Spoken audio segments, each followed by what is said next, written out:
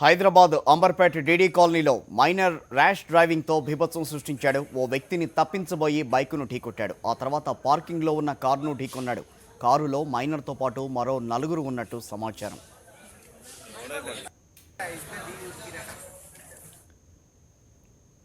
దీనికి సంబంధించి మరింత సమాచారాన్ని మా కరస్పాండెంట్ ప్రదీప్ నడిదేస్తున్నాం. ప్రదీప్, అసలు కారు ఈ మొత్తం మీద ఈ మైనర్ ర్యాష్ డ్రైవింగ్కి సంబంధించి ప్రస్తుతం ఎంతమంది గాయపడ్డారు, దానికి సంబంధించి పూర్తి వివరాలు ఏంటి?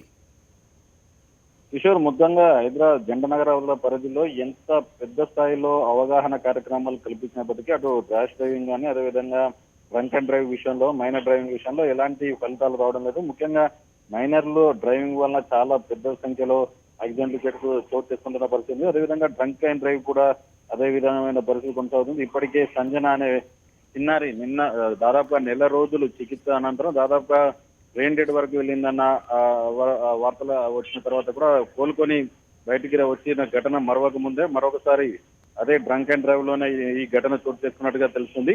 అభిషేక్ అనే విద్యార్థి కారు అత్యంత ర్యాష్ గా నడుపుతూ పీడీ కాలనీలో బీభత్సం సృష్టించాడు. దాదాపుగా 4 నుండి 5 వరకు కార్లు పూర్తిగా డ్యామేజ్ అయ్యాయి. ఒక వ్యక్తి నడుచుకుంటూ వెళ్తున్న వ్యక్తిని ఏదైతే చెయ్యికి యాక్సిడెంట్ బండి తాకిన వెంటనే అతన్ని తప్పించమై ఒకరినక ఒకరు వరుసగా బండి కంట్రోల్ చేయలేనంత స్పీడ్ గా ఉన్న కారు సంబంధించి ఎదురుగా వస్తున్న అన్ని రకాల వాహనాలు, అటు మోటార్ వెహికల్తో పాటు అదేవిధంగా ఇతర దాదాపుగా 4 నుండి ఇంకా 5 కార్ల వరకు ఈ తర్వాత అందులో డ్రైవింగ్ చేస్తున్న వాళ్ళకు కూడా చాలా కార్లన్నీ ధ్వంసమయ్యాయి. అందులో ప్రయాణం చేస్తున్న వాళ్ళు కూడా గాయాలైనట్టుగా తెలుస్తుంది.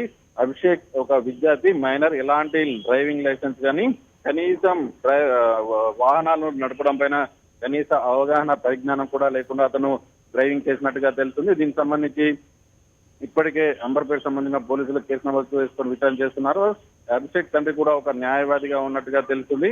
మరి ఈ విషయంలో ఇప్పటికే గత ఒక 10 రోజుల క్రితం ఓల్డ్ సిటీకి సంబంధించి చేసిన డ్రైవింగ్ లో దాదాపుగా 150 మంది మైనర్లు ఎలాంటి అవగాహన లేకుండా, ఎలాంటి ధృవపత్రాలు లేకుండా వాహనాలు డ్రైవ్ చేయడం పైన అదుపులోకి తీసుకున్న పోలీసులు వాళ్ళ తల్లిదండ్రులకు చాలా క్లాస్ ఇవ్వడం జరిగింది.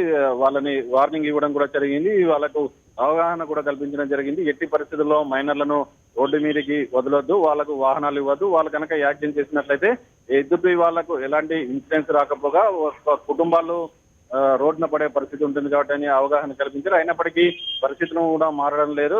ఈ విద్యార్థికి సంబంధించి కేవలం ర్యాష్ డ్రైవింగే కాదు, డ్రంక్ అండ్ డ్రైవ్ కూడా పాల్పడినట్టుగా తెలుస్తుంది. అదే కారులో యాక్సిడెంట్ ఏదైతే ఇంత పెద్ద స్థాయిలో బీభత్సానికి కారణమైన కారులో దాదాపు 2 నుండి 3 మద్యం బాటిళ్లు కూడా పోలీసులు గుర్తించడం జరిగింది. వీటికి సంబంధించిన ఇప్పటికే విజువల్స్ అదేవిధంగా క్లూస్ కూడా సేకరించడం జరిగింది. మొత్తంగా ఏ కోణాల్లో ఏదైతే మైనర్లుగా భావిస్తున్నారు కాబట్టి మరి వీళ్ళకి సంబంధించి ఏ కోణంలో కేసు ఫైల్ చేస్తున్నారు అనేది మాత్రం తెలియాల్సింది కిషోర్.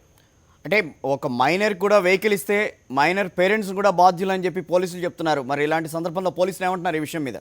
మైనర్లు ఇలాంటి యాక్సిడెంట్లకు పాల్పడిన కోణంలో ఖచ్చితంగా వాళ్ళ తల్లిదండ్రుల పైన కేసు నమోదు చేయాల్సిన పరిస్థితి ఉంటుంది. నిన్న 15 రోజుల క్రితం ఓల్డ్ సిటీ సౌత్ జోన్ లో జరిగిన ఈ మైనర్ డ్రైవింగ్ సంబంధించిన రైడ్ లో వాళ్ళ తల్లిదండ్రులకు చాలా పెద్ద ఎత్తున వార్నింగ్ కూడా ఇవ్వడం జరిగింది. ఇలాంటి ఘటనలు కనుక చోటు చేసుకున్నట్లయితే మైనర్లను ఎలాంటి కేసు పెట్టే అవకాశం లేదు కాబట్టి బాధ్యతలుగా తల్లిదండ్రులనే జైలుకు పంపించాల్సిన అవసరం ఉంటుందంటూ హెచ్చరించిన పరిస్థితి. మొత్తం ఎవరైనా ఇలాంటి మైనర్లు పాల్పడితే వాళ్ళ తల్లిదండ్రులే జైలుకి వెళ్లాల్సిన పరిస్థితి ఉంటుంది కిషోర్.